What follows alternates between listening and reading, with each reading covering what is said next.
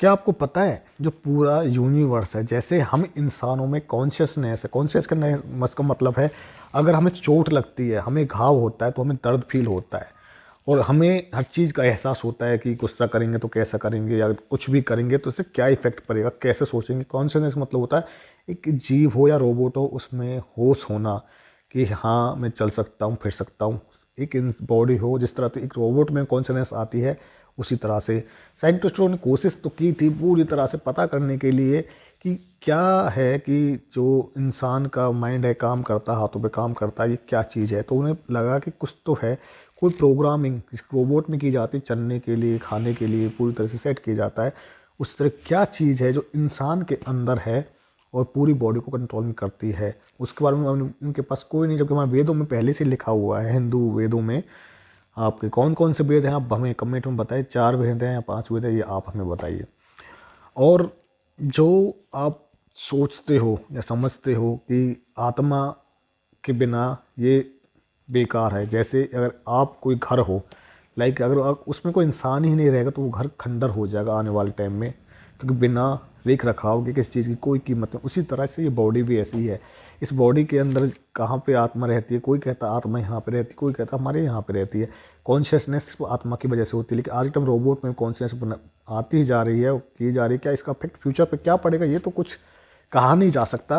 But कुछ time पहले एक न्यूज़ मैंने सुनी थी, चाइना या जापान का केस है जहाँ पे एक मिनी रोबोट आता है और 4-5 रोबोट से बात करता है अपनी लैंग्वेज में। उसमें वीडियो मैंने सुनी थी, लेकिन उसमें आपने बहुत सारे लोगों ने इंस्टाग्राम पे, फेसबुक पे या यूट्यूब पे कहीं वो वीडियो देखे जहाँ पे एक मिनी रोबोट 4-5 बड़े रोबोट से कहता है कि तुम्हारे पास घर नहीं, मेरे पास घर है, तुम चलो मेरे साथ। वो उनको वहाँ ले जाता है। जहाँ पे वो न्यूज़ जो पेपर में अखबार में जो न्यूज़ आई थी वो ये आई थी कि एक मिनी रोबोट ने 4 बड़े रोबोट को किडनैप कर लिया है। तो क्या फिरौती मांगने के लिए या पैसा मांगने के किडनैप किया, तो ये ऐसा कुछ नहीं है। वो आपस में बात कर सकते हैं। अगर उनकी खुद की एक लैंग्वेज है रोबोट्स की आपस में बात करने के लिए, तो फिर हमको किसने बनाया है? हमको भी तो किसी ने बनाया होगा। एक भाषा जिससे हम जुड़ते हैं, बात करते हैं। लैंग्वेज एक बच्चे से, माँ बाप से, जैसे कि कोई भी लैंग्वेज हो, इंग्लिश हो, हिंदी हो, रशियन हो, अमेरिकन हो, कुछ भी हो, आप किसी भी लैंग्वेज को यूज करें वो आपस में इंसान को जोड़ती है। उसी तरह से क्या फ्यूचर में ये आपस में इंसानों को बिना पता चलने वाली लैंग्वेज बना के रोबोट्स आपस में बात करके चल सकते हैं। आप ये चीज़ सोचते हैं। हम बात कर रहे थे किस टॉपिक पे, हम घूम फिर के आगे रोबोट्स पे, क्योंकि कॉन्शियसनेस के ऊपर बात हो रही थी। कि नेचर में भी कॉन्शियसनेस है, गीता में भी लिखा है और बहुत जगह मैंने पढ़ा है। और आपने पढ़ा है तो आप हमें बताइए कमेंट में कि कॉन्शियसनेस, असल में जो कॉन्शियसनेस का मतलब क्या है। एक जागरूक इंसान, जागरूक का मतलब ये नहीं होता कि आपको किसी चीज़ की नॉलेज है तो आप जागरूक नहीं। कॉन्शियसनेस का होता है कोई चलती फिरती वस्तु या इंसान जिसको खुद के होने का एहसास हो, उसे कॉन्शियसनेस कहते हैं। सही सुना आपने, उसको कॉन्शियसनेस कहते हैं। और कॉन्शियसनेस को आप किसी छोटे तरीके से नहीं ले सकते, क्योंकि कॉन्शियसनेस हर जीव में है। किसी निर्जीव और सजीव चीज़ का मतलब होता है, एक एक्टिव और अनएक्टिव चीज़ का मतलब होता है। जिस चीज़ में खुद के चलने की क्षमता हो उसे कॉन्शियसनेस में लिया जा सकता है। जैसे कोई ईंट है, बोले तो ब्रिक, इंग्लिश में बोलते ब्रिक, या बोले तो पत्थर हो, ये निर्जीव चीज़ आती है, अनएक्टिव चीज़ आती है जिसे जिसमें कॉन्शियसनेस नहीं होती। उसी तरह से इसी साइज का कोई अगर कोई चिड़िया हो, इंसान हो जो चल सकता है, उड़ सकता है, अपने अपने काम कर सकता है, कुछ भी करता है, चाहे हिलना मूवमेंट करना खुद से, ये जो इसमें कॉन्शियसनेस होती है उसे कॉन्शियसनेस के तौर पे लिया जाता है। आप हमें फॉलो कर सकते हैं, सब्सक्राइब भी कर सकते हैं। आप हमारे 3 चैनल हैं। अब आपको पता होना चाहिए हमारे कौन कौन से वो 3 चैनल हैं जो अभी तक मैंने चलाए हुए हैं।